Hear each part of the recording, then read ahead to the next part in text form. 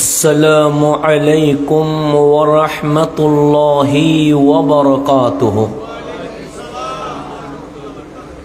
আপনারা একটু সামনের দিকে চলে আসলে পিছনের মানুষগুলাকে আমি দেখতে সুবিধা হবে, কারণ পিছনে দেখতে কষ্ট হয়ে যাচ্ছে।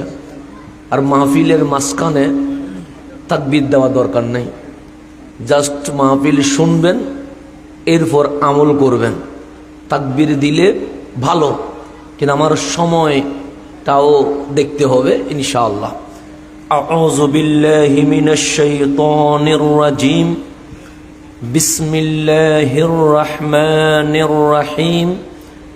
ইন্নাল হামদালিল্লাহ আলহামদুলিল্লাহি রাব্বিল আলামিন আল মালিক আল মা'বুদ الذي خلق البشر في ألوان مختلفة وجعل الناس شعوبا وقبائل ليعرف بعضهم بعضا وصلاة ربي وسلامه الأطمان الأكملان على من تنور به الوجود سيدنا ونبينا ورؤوفنا ورحيمنا رسول الله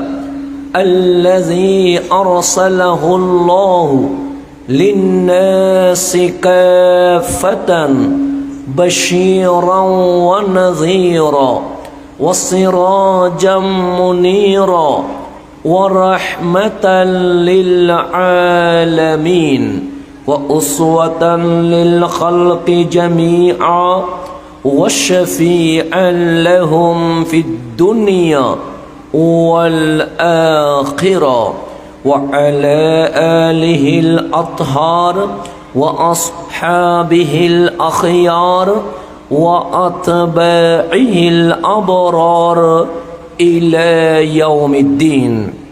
محفিলের শুরুতে দয়াল নবীজির মুহাব্বতে সবাই দরুদ শরীফ পাঠ করব। আল্লাহুম্মা সাল্লি আলা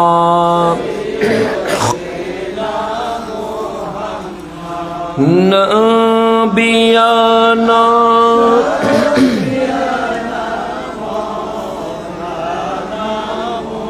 اللهم صل على نبينا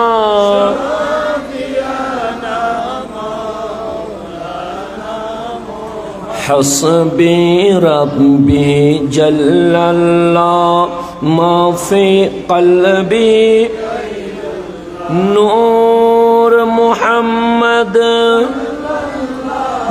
لا إله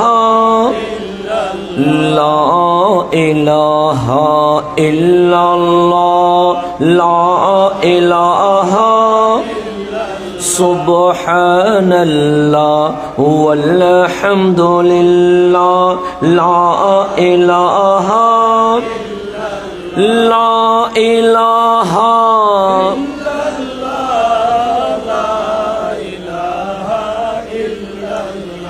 لا إله إلا الله محمد رسول الله صلى الله عليه وآله وسلم। অরাজনৈতিক, আধ্যাত্মিক, রুহানি মানবতার সংগঠন গাউসিয়া কমিটি বাংলাদেশ দক্ষিণ সনহারা ওয়ার্ড শাখার ব্যবস্থাপনায় অত্র এলাকার সম্মানিত এলাকাবাসী এবং প্রবাসীদের সহযোগিতা পবিত্র আহলে বাইত রসুল সাল্লাল্লাহু আলাইহি ওয়াসাল্লামের স্মরণে ষষ্ঠবারের মতো 10 দিন ব্যাপী পবিত্র শহদায়ে কারবালা মাহফিলের আজ প্রথম দিবস। এই প্রথম দিবসের মান্যবর সভাপতি গাউসিয়া কমিটি বাংলাদেশ সনহরা ওয়ার্ড শাখার সিনিয়র সভাপতি হাজী মোহাম্মদ নাজিম উদ্দিন সাহেব। আজকের মাহফিলের মান্যবর উদ্বোধক 15 নং সনহরা ইউনিয়ন গাউসিয়া কমিটির সভাপতি আলহাজ মোহাম্মদ আব্দুল গনি সৌদাগর সাহেব। আজকের মাহফিলের প্রধান অতিথি বিশিষ্ট সমাজসেবক আলহাজ মোহাম্মদ মুজাম্মেল হক চৌধুরী সাহেব, যিনি আমার আগে তাকরীর পেশ করেছেন। দক্ষিণ সনহরা শাহী জামে মসজিদের সম্মানিত খতিবে মুকাররম মৌলানা মুহাম্মদ তৌহিদুল ইসলাম কাদরি সাহেব। অতিথি হিসেবে উপস্থিত আছেন আলহাজ মোহাম্মদ ইউনুস সাহেব, মোহাম্মদ আবু নোমান সাহেব, মোহাম্মদ জাফর আলী সাহেব, মোহাম্মদ আবু বকর প্রবাসী, মোহাম্মদ আরমান আলমদার, মোহাম্মদ আনোয়ার আজম, মোহাম্মদ জসিম উদ্দিন, মোহাম্মদ আব্দুর রাজ্জাক সাহেব সহ উপস্থিত সম্মানিত উলামাই কারাম, মেহমান বৃন্দ, আরাকিনে গাউসিয়া কমিটি বাংলাদেশ, বিশেষ করে জিনাদের জন্য এখানে এসেছি আল্লাহ প্রেমিক, নবী প্রেমিক, ওলি প্রেমিক সম্মানিত শ্রোতা মণ্ডলী, পরদার অন্তরালে মা ও বোনেরা, আমার সালাম গ্রহণ করবেন।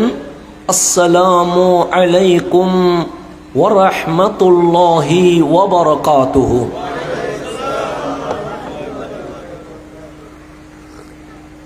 আজকে প্রথম দিন।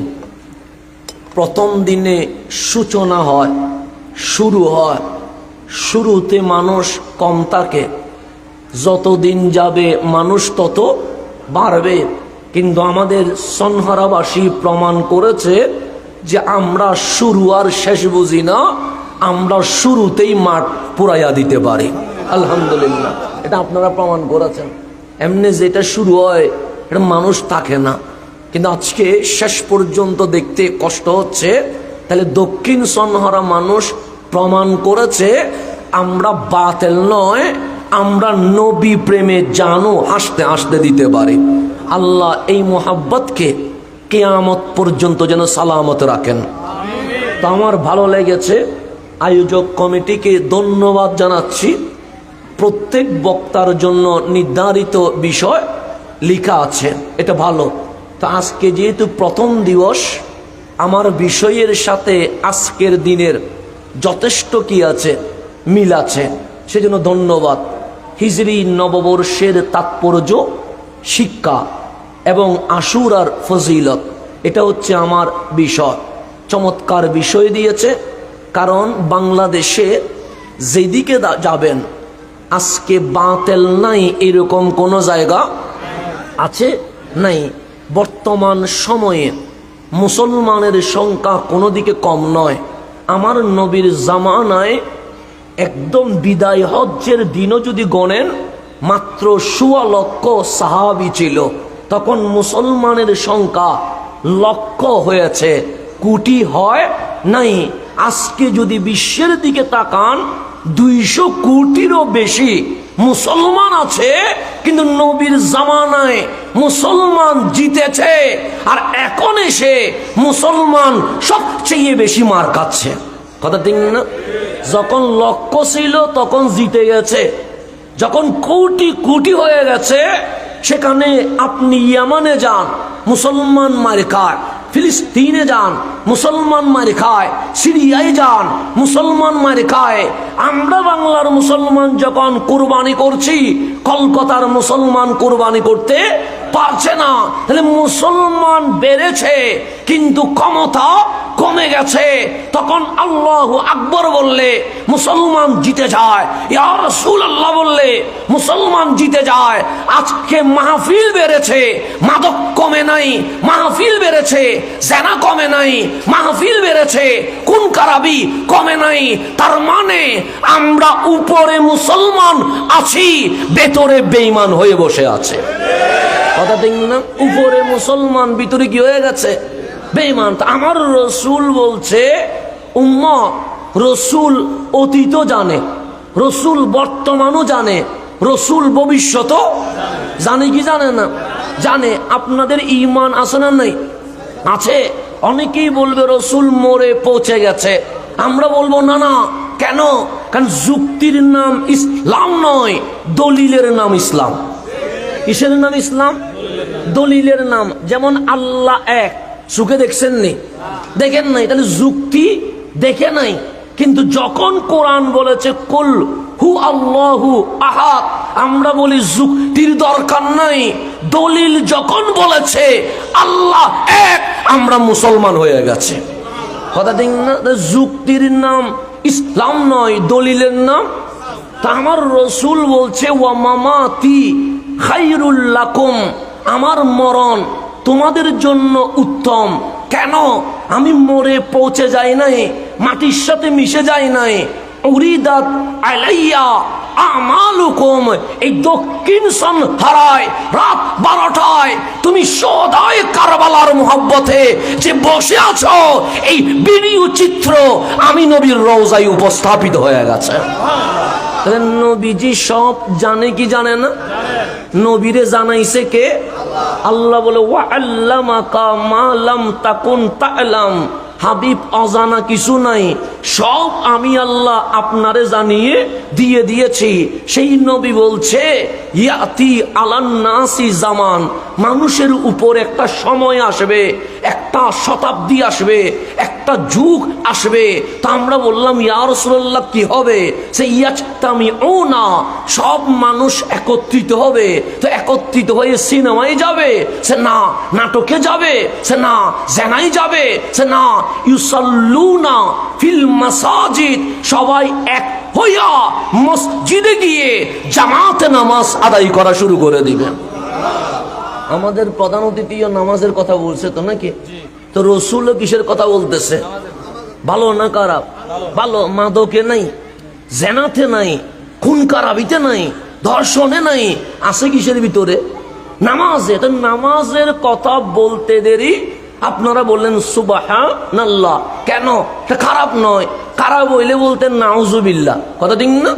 কিন্তু ভালো বলে আপনি বললেন সুবহানাল্লাহ। আমার নবী বলে সুবহানাল্লাহ বলিও না, এখানে ভালো কিছু নাই। আমরা বললাম ইউসাল্লুনা ফিল মাসাজিদ, সবাই মসজিদে নামাজ পড়বে। এটার চেয়ে ভালো আর কি হইতে পারে? আমার রসুল বলেন নামাজি পাইবা লাইসা ফিহিম মুমিন, তাদের মাঝে একজন মুমিন খুঁজি পাবা না, সবগুলো বেঈমান হয়ে বসে আছে। এটা বলছে রহমতুল্লিল। তাহলে খতিবেরও ঈমান নাই, ইমামেরও ঈমান নাই, মসজিদ কমিটিরও ঈমান নাই, মুসল্লিরও ঈমান নাই। তো ঈমান সারা আমল করলে কোনো লাভ আছে? নাই। তো সোনার বাংলাদেশে চোখ বন্ধ করে দেখবেন, বাংলাদেশে খারেজি যেমন বেড়ে গেছে, সাথে দেখবেন শিয়াও বাড়ি গেছে। আছে না? আছে। শিয়া ফিতনাও বাড়ছে, খারেজি ফিতনাও বাড়ছে। তো এই শিয়া ফিতনা, খারেজি ফিতনা থেকে বেঁচে হকের উপর তাকার জন্য ওই দলের নাম আহলে সুন্নাত। সানহারার মানুষ আমাকে বিষয় দিচ্ছেন হিজরি নববর্ষ, এটার মাধ্যমে প্রমাণ হয়ে গেছে আমরা শিয়া নয়, কারণ শিয়ারা হিজরি নববর্ষ পালন করে না। তা আজ এই গাউসিয়া কমিটির ভাইরা প্রমাণ করেছে আমরা হিজরি নববর্ষ পালন করার মাধ্যমে জানিয়ে দিলাম আমরা শিয়া নয়। শহদায়ে কারবালার মাহফিল করার মাধ্যমে প্রমাণ করলাম আমরা খারেজি এজিদি নয়, আমরা আহলে সুন্নাত ওয়াল জামাত। কথা ঠিক না? এটার মাধ্যমে হক প্রমাণ হয়ে গেছে। আল্লাহ যেন হকের মধ্যে থাকার তৌফিক নসিব করে। এখন আসেন হিজরি নববর্ষ, ভূমিকার দরকার নেই, কারণ আমি প্রতি বছরই তো আসতেছি আলহামদুলিল্লাহ। তা আপনাদের এখানে পুরানো হয়ে গেছে, নতুন হইলে হয়তো বা কিছু পরিচয় দিয়ে শুরু করা দরকার ছিল। এখন ফটিয়ার জন্য আর নতুন কিছুই নয়। নির্বাচন যখন আসছিল তখন অনেকেই বলছেন ফটিয়া থেকে দাঁড়াই যান। আমি বলি এটা কি বলেন, আপনি তো আমাদের ঘরের মানুষ না, দাঁড়াইলে তা পটিয়ার মানুষ সবচেয়ে বেশি কি হবে, খুশি হবে। তাহলে পটিয়ার সাথে আমাদের সম্পর্ক এমন হয়ে গেছে, এখন আর আমরা বাহিরের নাই, আমরা সবাই ঘরের হয়ে গেছে আলহামদুলিল্লাহ। তো বাফরে ফোয়াই মাহফিল করবে দরকার আছে না নাই? তাহলে ভূমিকার দরকার নেই, ডাইরেক্ট চলে আসি। হিজরি নববর্ষ যেমন 31শে ডিসেম্বর যখন শেষ হয় রাত 12টায়, 1 জানুয়ারি যখন শুরু হয় এটাকে বলে 31st নাইট। এটার মধ্যে কোরআন তেলাওয়াত করে না, এটার মধ্যে নাচ শরীফ পড়ে না, এটার মধ্যে গান বাজনা অশ্লীলতার মাধ্যমে অনেক পবিত্র মা বোন রাস্তায় নেমে ধর্ষণের শিকার হয়ে যায়। আছে না? নাই আছে। আবার বাংলায় যখন বছর শুরু হয় এটার নাম পহেলা বৈশাখ। আছে না? নাই আছে। পয়লা বৈশাখে পান্তা ভাত, ইলিশ মাছ, কাঁচামরিচ সহ আলু ভর্তা দিয়ে খায়া তখন গান গায় এসুহে বৈশাখ। আছে না? নাই আছে। এই এসুহে বৈশাখ দুপুরে চিল্লায়, বিকাল বেলায় তুফান শুরু হইয়া বাংলাদেশে আজাব আসা শুরু হয়ে যায়। আছে না? নাই আছে। পয়লা বৈশাখে তুফান একটা হয় কি হয় না? হয়। দিনভর আল্লাহরে নারাজ করে বিকেলে আসলেই পয়লা বৈশাখে তুফানে কাঁচা আম একটাও থাকে না, সবগুলো জরি ভরি যায়। এরকম ঘটনা ঘটে কি ঘটে না? ঘটে। তাহলে ইংরেজি নববর্ষ পালন করলেও বিপদ, বাংলা নববর্ষ পালন করলেও বিপদ। তো এখন আমি যদি বলি 31st নাইট করা যাবে না, পহেলা বৈশাখ করা যাবে না, কেন? 31st নাইটে গান আছে, অশ্লীলতা আছে, মাদক আছে, জেনা আছে, বেবিচার আছে। পহেলা বৈশাখের মধ্যে কিছু মূর্তি বানায়া মিছিল হয়, এসু হে বৈশাখ বলে বলে ইসলাম বিরোধী কিছু গান শব্দ ইউজ হয়। সুতরাং এটা পালন করা যাবে না। তখন সংস্কৃতি মনা মানুষগুলো বলবে 31st নাইটও বাদ দিলাম, পয়লা বৈশাখও বাদ দিলাম, পালন করব কি? ইসলাম বলে হারাম করার আগে হালালের দরজা খুলতে হয়। কেন? শুধু দরজা বন্ধ করার নাম ইসলাম নয়। আমি ইসলাম এমন দরজা খুলবো যেখানে আনন্দও থাকবে, সাথে সাথে সওয়াবও থাকবে। আনন্দ করতে হয়, ইসলামের মধ্যে আনন্দ আছে না? নাই আছে। যেমন আমার রসুল এখন আসেন, আর তো বুঝতে লাগবো না ওরা জামিল জানি অন্য। আজ এই আলোচনা একটু কঠিন হইব, কেলে হিজরি নববর্ষের তাৎপর্য, একটা তাৎপর্য মানে যে এখানে ভিতরে ঢুকতে হয়। যেমন এটা পুকুর আছে না? নাই আছে। সাঁতার কাটি, এটা কি হয়ে যায়, পার হওয়া যায়, সাঁতার কাটা সহজ। কিন্তু এখন যদি আমারে বলেন এখান থেকে মণিমুখ টানতে হবে, তখন সাঁতার কাটলে হবে না, ডুবুরি হইয়া নিচে যাইয়া মণিমুক্তাকে করতে হবে, আহরণ করতে হবে। তো সাঁতার কাটলে ডানে বামে বুঝ দেওয়া যায়, কিন্তু ডুবুরি হয়ে নিচে নামলে মণিমুক্তা আনা যায়। তা আজকে আমরা বুঝ দিব না, আজকে আমরা মণিমুক্তা হরণ করে এখান থেকে ফেরত যাবো ইনশাআল্লাহ। রাজি আছেন নি আপনারা? ইনশাআল্লাহ। এখন আসেন আমার রসুল কেমন করে আমাদেরকে ইসলাম শিখাচ্ছে। সুননে আবি দাউদের হাদিস, হযরতে আনাস রাদিয়াল্লাহু তাআলা আনহু বলছেন, হযরতে আনাসের নাম শুনছেন তো? উনি কে? যিনি রসুলের খাদেম। কয় বছরের? 10 বছরের। 10 বছরে এমন গোলামি করছে যিনি একদিনও নবীর কদম থেকে সরে যাইলাই। ওনার নাম খাদেমে রসুল, সাহেবে রসুল। আমার নবী এমন ভাবে কবুল করেছে, সৈয়দুনা আনাস বলে নবী ছাড়া আমার আর কিছুই ভালো লাগে না। সেই আনাস বলছে, কাদিমা রাসূলুল্লাহ সাল্লাল্লাহু আলাইহি ওয়াসাল্লাম আল মদিনা, আমার কামলিওয়ালা নবী মদিনায় আসলেন। কোথায় আসলেন? ছিলেন মক্কায়। কয় বছর? 53 বছর। 53 বছর শেষ আল্লাহ বললেন, হাবিব মক্কায় থাকার কোনো দরকার নাই। এই মক্কা ছেড়ে আসা, এটার নাম হিজরত। এটার নাম কি? সেই হিজরত থেকে যে শব্দ বের হয়েছে, এটার নাম আরবি ক্যালেন্ডারে বলা হয় হিজরি নববর্ষ। তা আল্লাহ বললেন, হাবিব এখানে তাকিয়েন না, চলে যান। কোথায়? সেই ইয়াসরাবে। কেন? যেখানে আপন থাকে হাবিব সেখানে যাবে, যেখানে বিয়াদত থাকে হাবিবের সেখানে থাকার দরকার নাই। হাবিবের সেখানে থাকা 53 বছর শেষ, রসুল আসলেন ইয়াসরাব। ইয়াসরাব আর ইয়াসরাব নাই, হয়ে গেছে মদিনা।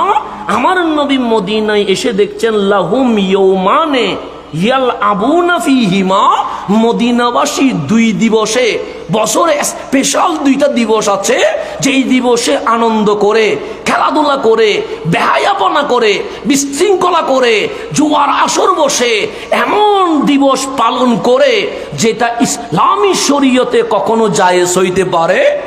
এই যে বললাম পহেলা বৈশাখ করি, 31 নাইট করি, তো এইরকমও মদিনায় কয়টা দিবস ছিল? 2টা। একটার নাম হচ্ছে নৌরুজ আর একটার নাম হচ্ছে মেহেরজান। নৌরুজ পালন হয় শরতের পূর্ণিমায়, আর মেহেরজান পালন হয় বসন্তের পূর্ণিমায়। এগুলা বছরে কয়বার? 2 বার।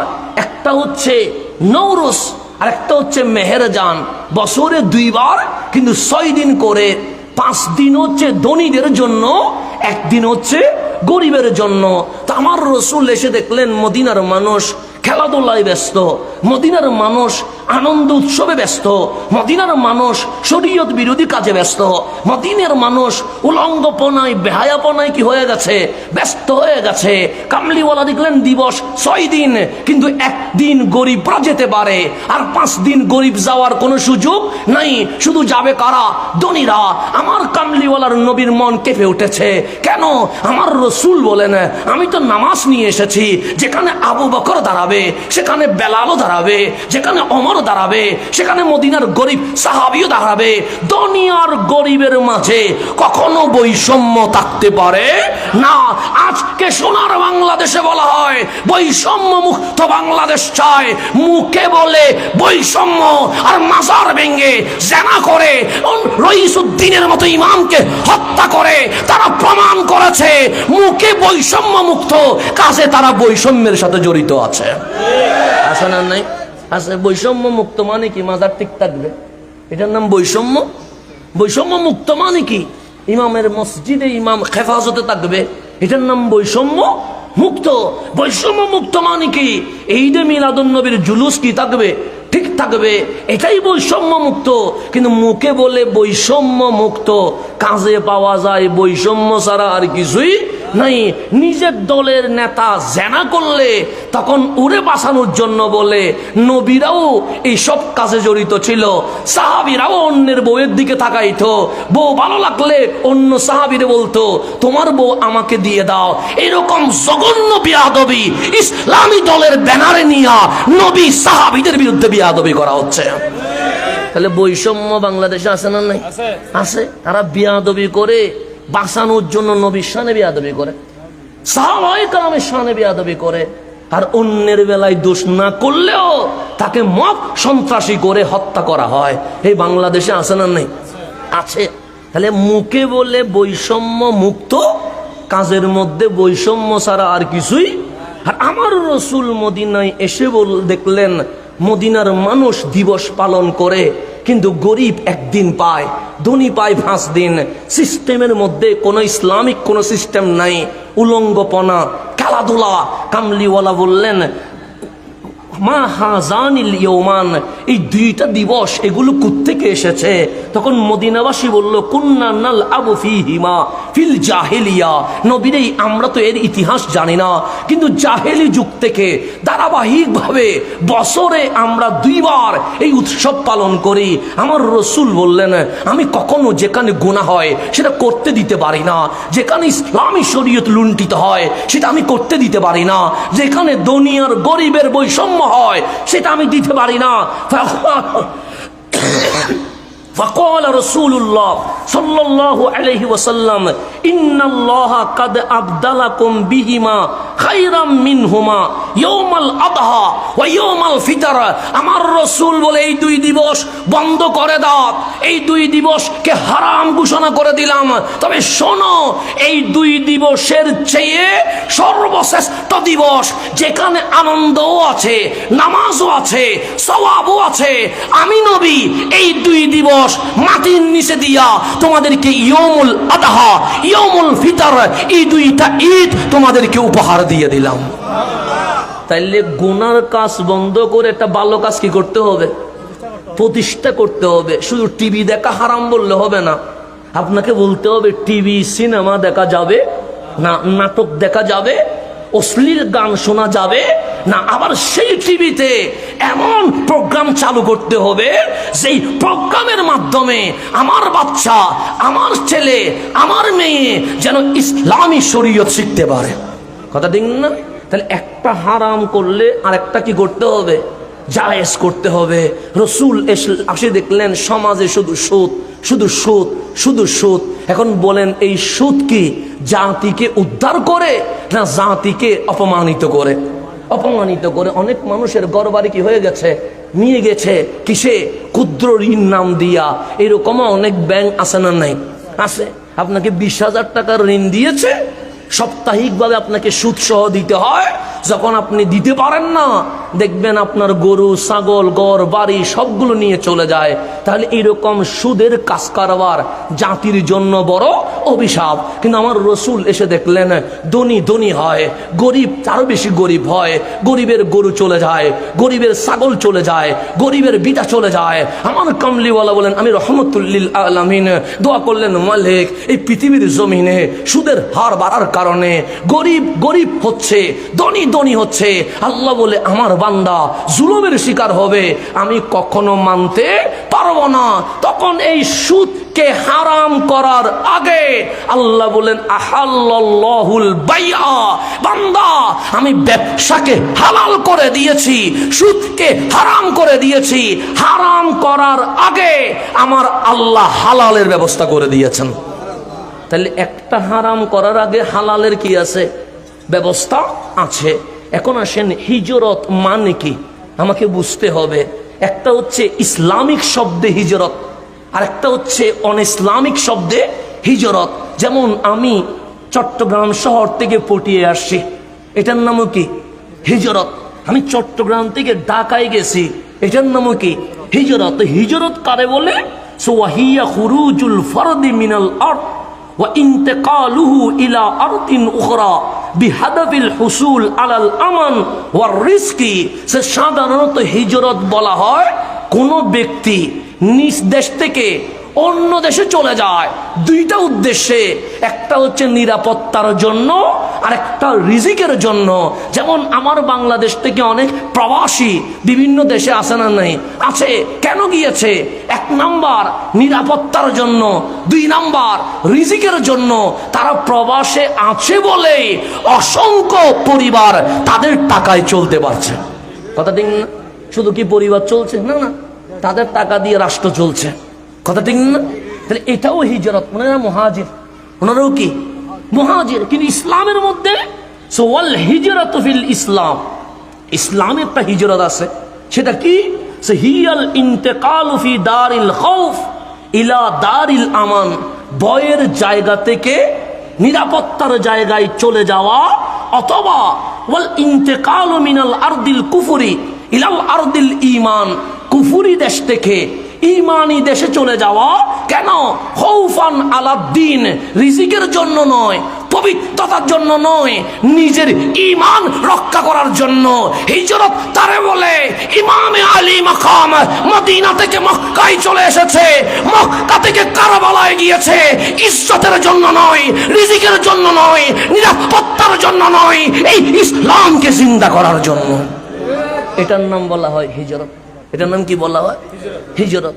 যেমন আমার ইমামে আলী মাকাম যখন যাচ্ছে, উনি প্রথমে ছিলেন মদিনায়। কোথায় ছিলেন? মদিনায়। যখন এজিদি বাহিনী ডিস্টার্ব করেছে, উনি চলে আসলেন মক্কায়। মক্কা নিরাপদ এরিয়া, সেখানে আব্দুল্লাহ ইবনে জুবাইর রয়ে গেছে। সেখানে আব্দুল্লাহ ইবনে আব্বাস রয়ে গেছে, সেখানে অসংখ্য সাহাবী রাসূল কোথায় চলে এসেছে?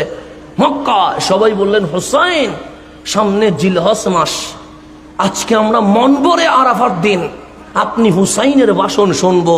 চতুর্দিকে আওয়াজ চটিয়ে গেছে, হুসাইন মক্কায় আছে, এবার হজের ভাষণ অন্য কোন ইমাম দিবে না, আমার নবীর শাহজাদা, মাওলা আলীর শাহজাদা, ফাতেমাতুজ জাহরার দুলহা হযরতে ইমাম আলী মাকাম এবার আরফার খুতবা দেওয়া শুরু করবে। এটা যখন অ্যালাউন্স হয়ে গেছে, চতুর্দিক থেকে মানুষ আসতে শুরু করে দিয়েছে। যেমন যখন আপনারা শুনেন হুজুর কিবলা আসবেন, হুজুর কিবলা তওবা করাবেন, মানুষ কি কমে যায় না বেড়ে যায়? কেন? আওলাদের রাসূল আসতেছেন, নবী বংশের ফুল আসতেছেন। তো নবী বংশের ফুল আসবে শুনলে মানুষ কমে না, মানুষ কি হয়ে যায়? বেড়ে যায়। লক্ষ লক্ষ মানুষ চলে আসে, কাজকর্মের কথা মনে থাকে না। সেইবার যখন 61 হিজরিতে যখন ঘোষণা হয়েছে এবার আরাফায় ভাষণ দিবে, নবী বংশের ফুল মাওলা আলী ফাতেমাতুজ জাহরার শাহজাদা ইমাম আলী মাকাম ইমাম হুসাইন, সবাই বড় উৎসব। কেন? একদিকে উসমান যুন্নুরাইনের শহীদ, এরপরে মুসলমানের মধ্যে বিশাল গ্যাপ হয়ে গেছে, তারপরক্ষণে মাওলা আলীর শাহাদাত, এরপরে ইমাম হাসানের শাহাদাত হয়ে গেছে, মুসলিম বিশ্বের মধ্যে বিশাল বিশৃঙ্খলা সৃষ্টি হয়ে গেছে। সবাই যখন শুনেছে হুসাইন খুতবা দিবে, চতুর্দিকের মানুষ মক্কায় আসতে শুরু করেছে। যখন সবাই মক্কায় আসতে শুরু করেছে, আমার হুসাইন গোড়ায় উঠে কারবালার দিকে রওনা হয়ে গেছে। সমস্ত সাহাবী রাসূল তাবিঈন ইমাম হুসাইনের কদম ধরে বলছেন, হুসাইন এবার যায়েন না। কেন? সবাই মক্কায় আসছে তাওয়াফ করার জন্য, আপনার ভাষণ শোনার জন্য। ইমাম আলী মাকাম ডাক দিয়ে বলছেন, আমাকে বাধা দিয়েন না। কেন? সবাই বলেন, কেন বাধা দিব না? সবাই আসছে কাবার তাওয়াফ করার জন্য, হুসাইন কারবালায় যাচ্ছে এই কাবাকে রক্ষা করার জন্য। সবাই যাচ্ছে কাবা তাওয়াফ করার জন্য, হুসাইন যাচ্ছে কাবা কি করার জন্য। তো এটার নাম হচ্ছে হিজরত। এটার নাম কি? হিজরত। দারুল কুফর থেকে দারুল ঈমানে চলে যাওয়া, বা এক দেশ থেকে আরেক দেশে চলে যাওয়া। খৌফান আলা দ্বীন, দ্বীনের ভয়ে এই দ্বীনকে রক্ষা করার জন্য চলে যাওয়া। যখন হিজরত, এটা ইসলামের মধ্যে বড় দিন, ইসলামের মধ্যে বড় গুরুত্বপূর্ণ, কারণ এই হিজরতের উপরে ইসলাম কি হয়ে আছে? দাঁড়িয়ে আছে। এখন মুসলমানরা বছর গণনা করে, মুসলমানরা যুগ গণনা করে, মুসলমানরা তারিখ গণনা করে। মুহররম দিয়ে শুরু, জিলহজ দিয়ে শেষ। এখন এই মুহররম দিয়ে শুরু দিয়ে জিলহজ দিয়ে শেষ দিয়ে এটাকে একটা ঘটনার সাথে লাগিয়ে দিয়েছে। এটা হচ্ছে রহমতুল লিল আলামিনের হিজরত। হিজরত এত গুরুত্বপূর্ণ কেন? রসুল দুনিয়ায় আসলেন, আল্লাহ বললেন ওয়াল ফাজরি। ফজর মানে আমাদের সকালবেলা যেটা ফজরের নামাজ পড়ি। এখন জোহরের নামাজ আছে না নাই? আছে। কোরআনের মধ্যে ওয়াজ জোহরে নাই। মাগরিবের নামাজ আছে না নাই? আছে। কোরআনের মধ্যে ওয়াল মাগরিবে নাই। এশারের নামাজ আছে না নাই? আছে। কোরআনের মধ্যে ওয়াল এশায়ে নাই। মালিক ওয়াল এশায়ে বলবা না, আল্লাহ বলে বলবো না। ওয়াল মাগরিবে বলবা না, আল্লাহ বলে বলবো না। ওয়াজ জোহরে বলবা না, আল্লাহ বলে বলবো না। তো মালিক ওয়াল ফজরে কেন বললা? আল্লাহ বলে বারবার বলবো ওয়াল ফজরি। কেন? ওই ফজরের সুবহে সাদিকে মা আমেনার ঘরে দয়াল নবী এসে দুনিয়াকে আলোকিত করে দিয়েছে। এটার নাম মিলাদুন নবী। এটার নাম কি? নবী রসুল আসছে, এটার নাম মিলাদ। মিলাদের মাধ্যমে দুনিয়া কি হয়ে গেছে? আলোকিত হয়ে গেছে। রসুলের বয়স হলো 40। রসুলের বয়স হলো কত? 40। 40 বছর কোরআন আসে নাই। রসুল আগে, কোরআন পরে। শাহরু রমদান আল্লাযী উনজিলা ফীহিল কোরআন। 40 বছর রসুল রইলেন, লৌহে মাহফুজের কোরআন আসতে পারে নাই। কিন্তু যেই দিন কোরআন আসে, আল্লাহ বলছেন ইন্না আনজালনাহু ফি লাইলাতুল কদর। আজ লাইলাতুল কদরের রমজানের এই রাতে কোরআন এসে, হাবিব এসে দুনিয়াকে আলোকিত করেছে। কোরআন এসে হাবিবের উম্মতকে আলোকিত করে দিয়েছে। তাহলে একদিকে রসুল আসলেন, এটার নাম মিলাদ। আরেকদিকে কোরআন আসলেন, যেই কোরআন কখনো আসে নাই, সেই কোরআন আসছে নবীর বক্ষ মুবারকে। হিজরত রবিউল আউয়াল দিয়ে তো শুরু হওয়া যায়, হিজরত রমজান দিয়েও তো শুরু হওয়া যায়, কারণ রসুল আসছে রবিউল আউয়ালে, কোরআন আসছে রমজানে। তো রমজানও হইল না, রবিউল আউয়ালও হইল না, হিজরত কেন হলো? যখন আমার নবীর বয়স 53 বছর। কয় বছর? 53 বছর, মানে বয়স 3 ভাগের কয় ভাগ চলে গেছে? 2 ভাগের বেশি চলে গেছে। 40 মানে 3 ভাগের 2 ভাগ গেছে, আর 53 মানে 2.5 ভাগ চলে গেছে, আর আধা ভাগ আছে। ওই সময়ে আল্লাহ বললেন, হাবিব আর মক্কায় থাকার দরকার নাই, মদিনায় চলে যান। সেদিন ছিল 12ই মে 622 খ্রিস্টাব্দ। কত খ্রিস্টাব্দ? যেমন এখন 2000 কত সাল? 26 সাল। তাহলে তখন ছিল 622 সাল। 622 সালের 12ই মে 27শে সফর। কত সফর? 27শে মুহররমের পর কি মাস? সফর মাস। সফরের 27 তারিখ আল্লাহ ঘোষণা করলেন, হাবিব আপনি মক্কা ছেড়ে চলে যান। আমার নবীজি 622 খ্রিস্টাব্দে 12ই মে 27শে সফর মক্কা ছেড়ে মদিনার পথে কি হয়েছেন? রওনা হয়েছেন। মাঝখানে অনেক ঘটনা, এই ঘটনা এখন আর বলার সুযোগ নাই, কারণ বিষয় হিজরত। এখানে এগুলো বললে আবার রাত চলে যাবে, তখন মাহফিল অন্যদিকে চলে যাবে। তো এখন আমার নবী রওনা দিলেন কতই মে? 12ই মে। কতই সফর? 27শে সফর। ঠিক আমার রসুল 13ই মে 8ই রবিউল আউয়াল মদিনার পার্শ্ববর্তী এলাকা, নাম তার কুবা, ওই জায়গায় তশরিফ এনেছেন। কতই রবিউল আউয়াল বললাম? 8ই রবিউল আউয়াল। তাহলে নবীজি 27শে সফর রওনা দিলেন। তখন তো বিমান নাই, হেলিকপ্টার নাই, রকেট নাই, এরকম গাড়ি নাই যে চালিয়ে নিয়ে যাবে।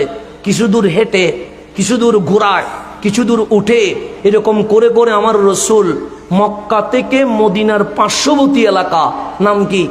কুবা, সেখানে আসলেন 8ই রবিউল আউয়াল 13ই মে 23শে মে।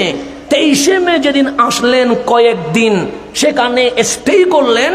ঠিক 27শে মে 12ই রবিউল আউয়াল কামলিওয়ালা মদিনায় ঢুকে গেছে। তাই নবীজি দুনিয়ায় আসলেন 12ই রবিউল আউয়াল, মদিনায় ঢুকলেন 12ই। তো যেদিন রসুল মক্কায় আসছে সেদিন ফেরেশতারা খুশি হয়েছে, আসমান খুশি হয়েছে, জমিন খুশি হয়েছে, গাছগাছালি খুশি হয়েছে। কিন্তু কোন বান্দা কি রেলি করেছে? করে নাই তো। সেদিন কোনো রেলি আছে? নাই। মক্কায় কোনো রেলি নাই, মক্কায় কোনো জুলুস নাই, মক্কায় কোনো আনন্দ নাই।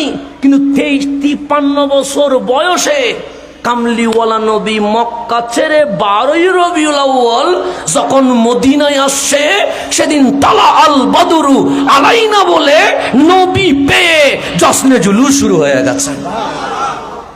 নবী পেয়ে 12ই রবিউল আউয়াল মক্কায় সমগ্র সৃষ্টিকুল আনন্দ করেছে, কিন্তু বান্দা কি করে নাই? আনন্দ করে নাই। কিন্তু এই 53 বছর বয়সে রসুল যখন মদিনায় আসলেন, সেদিন তালা আল বাদরু আলাইনা বলে সবাই উৎসব করেছে। রবিউল আউয়াল দিয়ে শুরু হয় নাই, রমজান দিয়ে শুরু হয় নাই, হিজরত দিয়ে শুরু হইলেন কেন? রসুল এসে দুনিয়া আলোকিত করেছে, কোরআন এসে মুসলমান আলোকিত করেছে।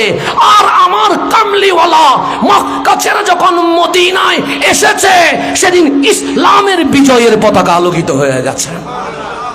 তাহলে হিজরতের মাধ্যমে ইসলামের বিজয়ের সূচনা কি হয়েছে? শুরু হয়েছে। এই হিজরতকে মক্কার মধ্যে সিস্টেম ছিল, বিভিন্ন গুরুত্বপূর্ণ সালকে তারা কি করতেন? স্মরণ করতেন। যেমন যখন হিজরি নববর্ষ ছিল না, তখন নাম ছিল আমুল ফিল। হস্তি বাহিনী খানায়ে কাবায় যে হামলা করেছে, আলাম তারা কাইফা ফাআলা রাব্বুকা বিআসহাবিল ফিল, সূরা ফিল কোরআনে আছে না নাই? আছে। রাসূল দুনিয়ায় আসার কয় মাস আগে? 53 দিন হবে মনে, নাকি? 60 দিন আর কি ধরেন না, এটা 60 দিন বলছে, কোথাও কতদিন বলছে? 53 দিন বলছে, কোথাও 6 মাস বলছে। যেটাই বলেন, রাসূল দুনিয়ায় আসার আগে বাদশাহ আবরাহার নেতৃত্বে মক্কা শরীফকে মাটির সাথে মিশিয়ে দেওয়ার জন্য একটা হস্তি বাহিনী কোথায় আসছে? মক্কা শরীফ আসছে। হস্তি মানে হাতি। তো এখন বিশ্বের মধ্যে ক্ষেপণাস্ত্র আছে না নাই? আছে। আমেরিকা বললে আপনি ভয় পাচ্ছেন কেন? ক্ষেপণাস্ত্র। ইন্ডিয়া বললে আপনি কাঁপছেন কেন? ক্ষেপণাস্ত্র। চাইনা বললে আপনি থরথর করছেন কেন? ক্ষেপণাস্ত্র। ক্ষেপণাস্ত্র যার আছে বিশ্ব তারে কি পাচ্ছে? ভয় পাচ্ছে। আর সেই সময় হস্তি বাহিনী মানে হাতি বাহিনী মানে তাদের ক্ষেপণাস্ত্র, তাদের উপরে কথা বলার আর কেউ নাই। তো আল্লাহ বলছে যখন এই হস্তি বাহিনী আসছে, আলাম তারা, হাবিব আপনি কি দেখেন নাই? তো হাবিব তো দুনিয়ায় আসে নাই, দেখবে কেমনে? আল্লাহ বলে যা কেউ দেখে না আমার হাবিব তার নিজের চোখে দেখতে পারে। সেজন্য আল্লাহ প্রশ্ন করছে আলাম তারা, আপনি কি দেখেন নাই? যেমন আমি গত বছর মাহফিলে আসছি, সেজন্য আমাকে জিজ্ঞেস করবে হুজুর গত বছর দেখেন নাই?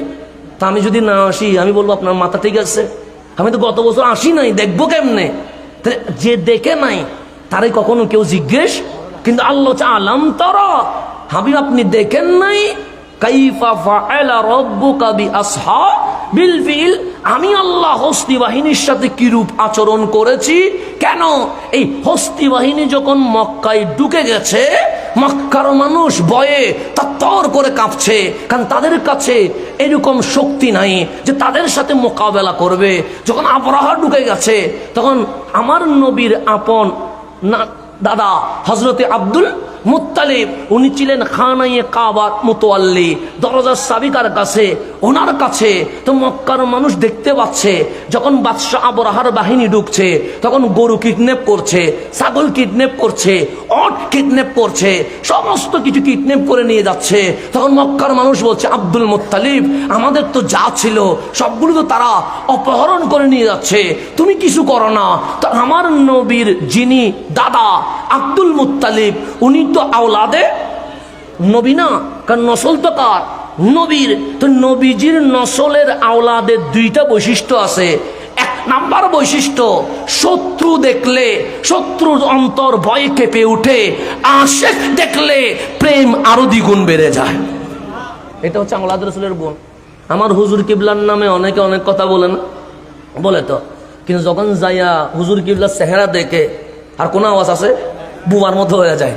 খেয়াল করে দেখবেন, যত গালি দিক, ফেসবুকে গালি দিছে, অথবা সাঁয়ের দোকানে গালি দিছে, অথবা রাস্তায় গালি দিছে, তারা যদি কোনো মতে আপনি গাড়ি ভাড়া দিয়া বলো চলো না একটু দেখে আসি না, গালি তো অনেক দিলা, না বুঝি দাও, বুঝে দাও, সমস্যা নাই, আমি তোমারে গালি দিচ্ছি না, চলো দেখে আসি।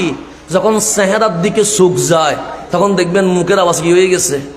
বন্ধ হয়ে গেছে। আওলাদের রাসূলের সিফাত। আপনি অদ্যমানে অনুপস্থিত অনেক কিছু বলবেন, কিন্তু সত্যিকার যিনি আওলাদের রাসূল, ওনার চেহারা দেখলাম বুবা হয়ে বসে থাকবেন।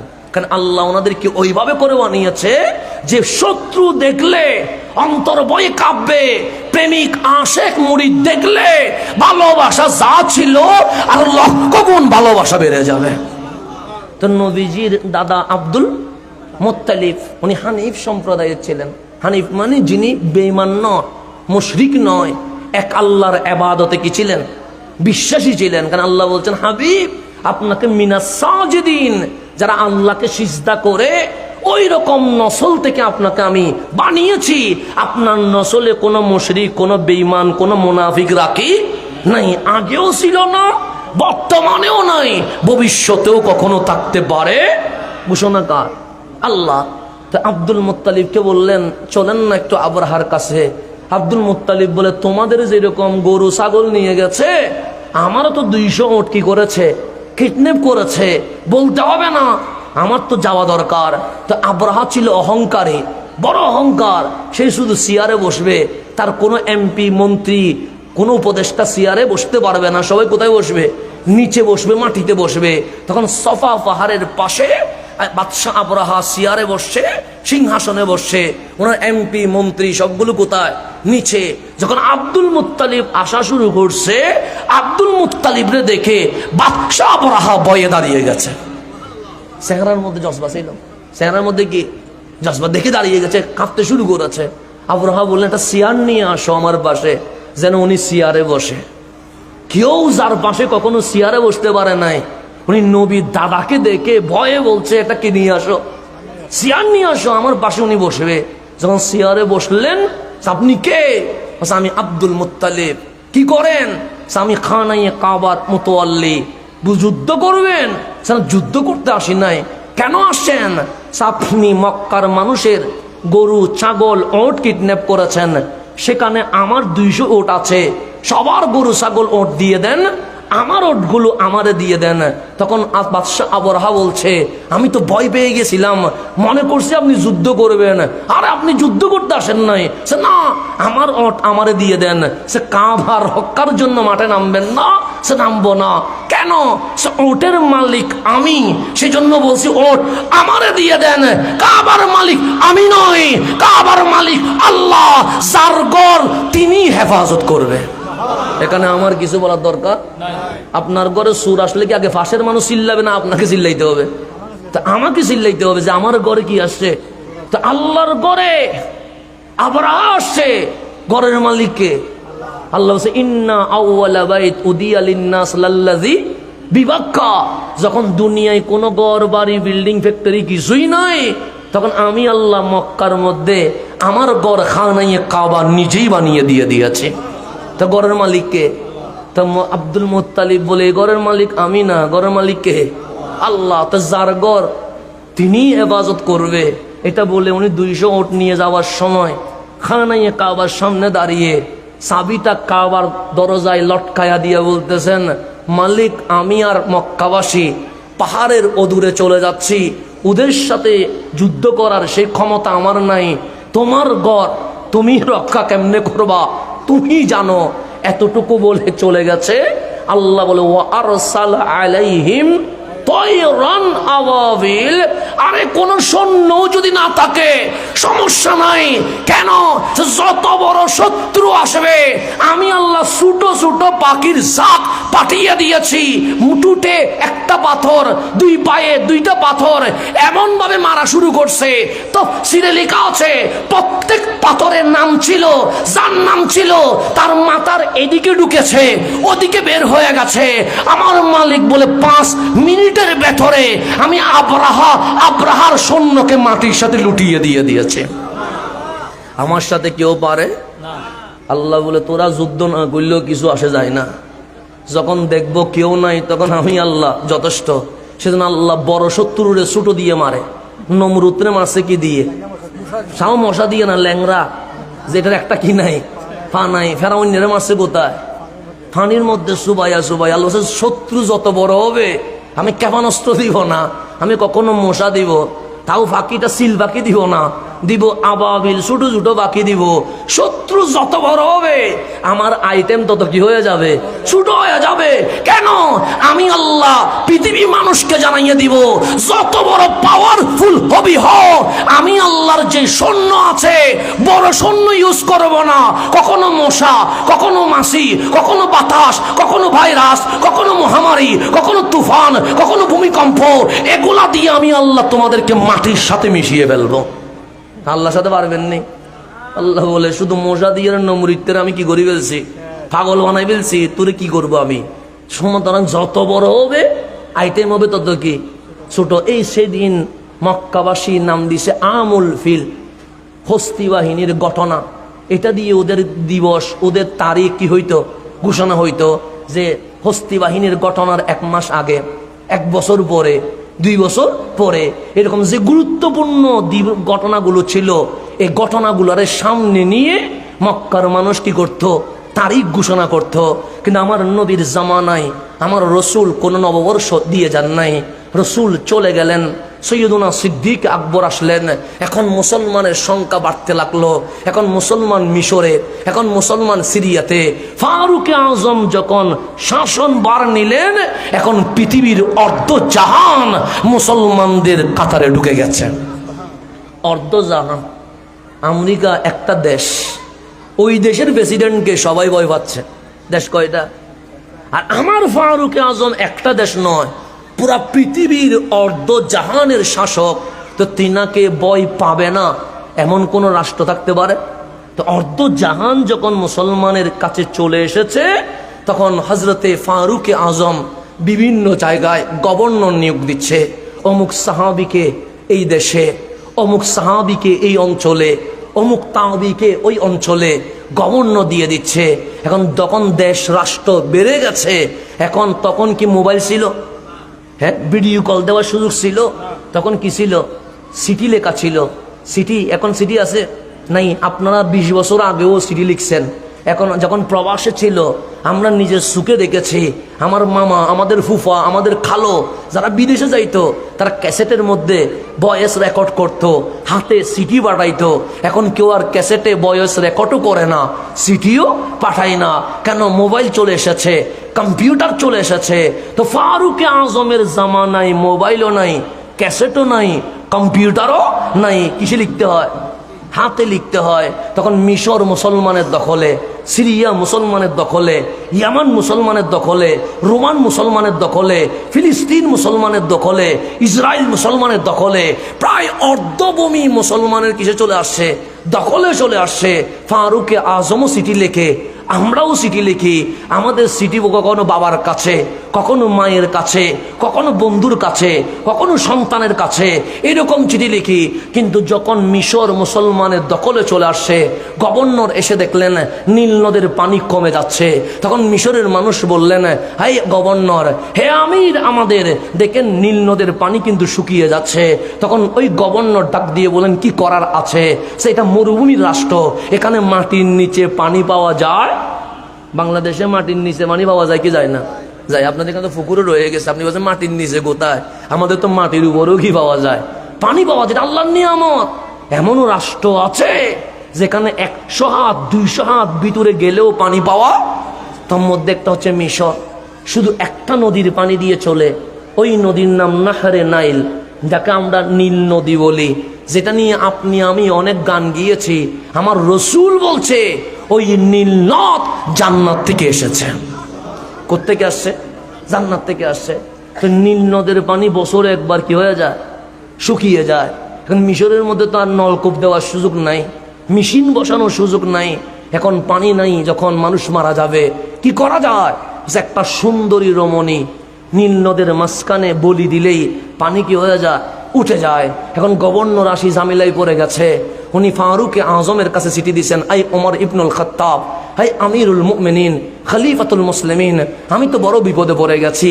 এমন রাষ্ট্রে পাঠাইলেন, নাম তার মিশর, নদী আছে একটা, নাম তার নীল নদ। এই নীল নদীর পানি দিয়ে তারা চলতে পারে। আর যা পানি আছে সাগরের সবগুলো লবণের, এগুলো পান করার কোনো সুযোগ নাই। এখন বছরে নীল নদ একবার শুকিয়ে যায়, নারী বলি দিতে হয়। ইসলামে বলি দেওয়ার কোনো বিধান নাই। এখন আমি কি করব? ফারুকে আজম বলে, আমার পক্ষে মদিনার রাজধানী ছেড়ে মিশরে যাওয়া এখন সম্ভব নয়। তাহলে সমাধান কি হবে? ফারুকে আজম চিঠি লিখতেছেন, ইয়া নাহরে নাইল, হে নীল নদ। আমার চিঠি বাবার কাছে, আমার চিঠি মায়ের কাছে। আর ফারুকে আজম চিঠি দিচ্ছেন কাকে? নীল নদকে। যে নীল নদ শুনে রাখ, আমি ওমর ইবনুল খাত্তাব, খলিফাতুল মুসলিমিন, তোমাকে অর্ডার দিচ্ছি, যদি আল্লাহর হুকুমে প্রবাহিত হও, চিঠি পাওয়া মাত্র পানি উঠে যাওয়া। আর যদি আল্লাহর হুকুমে না চলো, যেমন ইচ্ছা তেমন করো। ফারুকে আজমের চিঠি নীল নদের মাঝখানে দিতে দেরি, পানি যে উঠছে আজকে পর্যন্ত পানি আর কমে নাই। এটার নাম ফারুকে আজম। তো উনি বিশ্বের বিভিন্ন গভর্নরদেরকে কি পাঠাচ্ছে? চিঠি পাঠাচ্ছে। তো তখন তো সাল নাই, শতাব্দী নাই, বর্ষ নাই, জাস্ট লিখতেছেন শাবান মাস, মুহররম মাস, রবিউল আউয়াল মাস, সফর মাস। কোন সফর? গত বছরের না এই বছরের না সামনের বছরের? এটা কিছুই বোঝা যায় না। তখন হজরতে আবু মুসা আল আশআরি উনি হজরতে ফারুকে আজমের কাছে চিঠি লিখতেছেন, আই ওমর ইবনুল খাত্তাব, আমি বড় মুসিবতে পড়ে গেছি। কেন? আপনি ইন্নাহু তাতিনা মিনকা কুতুব লাইসা লাহা তারিখ, আপনি চিঠি পাঠান যেখানে কোনো বছর তারিখ কিছুই নাই। এখন অর্ডার এটা কি অতীতের না বর্তমানের না ভবিষ্যতের?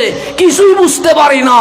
এমন একটা বছর বানান, এমন মাস বানান, যাতে মুসলিম উম্মাহ আর কখনো সমস্যায় যেন না পড়ে। তখন ফারুকে আজম কি করলেন? ফাজামা উমারু আন্নাস লিল মুশাআরা, ফারুকে আজম সাহাবায়ে কেরামকে একত্রিত করলেন, বৈঠক করলেন যে কিভাবে কি করা যায়। তখন কেউ বললেন কোরআন যেদিন নাজিল হয়েছে সেদিন থেকে বছর গণনা শুরু হোক, কেউ বললেন রসুল যেদিন মিলাদ করছে সেদিন থেকে শুরু হোক, আর কেউ বলছেন যে বরঞ্চ রসুল যেদিন হিজরত করছে সেদিন থেকে শুরু হোক। ফারুক আজম বলেন সবার পরামর্শ ঠিক আছে, নবীজি যেদিন আসলেন মিলাদ দিয়েও কি করা যায়, শুরু করা যায়। কোরআন যেদিন নাজিল হয়েছে সেদিন দিয়েও শুরু করা যায়। আর কেউ কেউ বলছেন হিজরতের দিন, সে হিজরত যদি মানা হয় সেখানে মিলাদও আছে, কোরআনও আছে, রসুলও আছে, ইসলামও আছে, সব কিছু একত্রিত হয়ে গেছে। সুতরাং হিজরি নববর্ষ ইসলামিক ক্যালেন্ডার কোন খ্রিস্টান, ইহুদি, হিন্দু, বৌদ্ধ, নাস্তিকের হবে না। কামলিওয়ালা যেই বছর হিজরত করেছে এই হিজরতকে মূল ধরে ইসলামী বর্ষ শুরু হয়ে যাক। ফারুক আজম এমন একটা ঘটনাকে সামনে নিলেন, এটার নাম কি? হিজরত। কেন? সে হিজরতে মিলাদও আছে। হিজরত করছে 12ই রবিউল আউয়াল, তাহলে মিলাদও। নবী পেয়ে তালা আল বদরু আলাইনা বলে সাহাবীরা র্যালি করছে, জুলুসও আছে। হিজরতের মাধ্যমে ইসলামের ডঙ্কা বিশ্বে পৌঁছানোর সূচনা শুরু হয়েছে। হিজরতের মাধ্যমে কোরআনও আছে, হিজরতের মাধ্যমে সমস্ত কিছু রয়ে গেছে। সেই কারণে ফারুক আজম বলছে হিজরি নববর্ষ শুরু হবে কিসের মধ্য দিয়ে? হিজরতের মধ্য দিয়ে। তখন সবাই যখন এটার উপর আনলেন, এখন পরামর্শ হচ্ছে হিজরত দিয়ে তো বর্ষ শুরু, মাস কি দিয়ে শুরু হবে? কেউ বললেন জিলহজ দিয়ে শুরু করেন। কেন? আমরা তো জিলহজ মাসে কি করি? হজ করি। কেউ বললেন না না, সফর দিয়ে শুরু করেন। তখন ফারুক আজম বললেন আপনারা পরামর্শ দেন।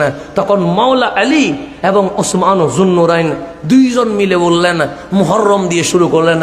ফারুক আজম বললেন আপনারা দয়াল নবীর বড় আপনজন, আপনারা বললেন মুহররম, একটু কেন ব্যাখ্যা করবেন?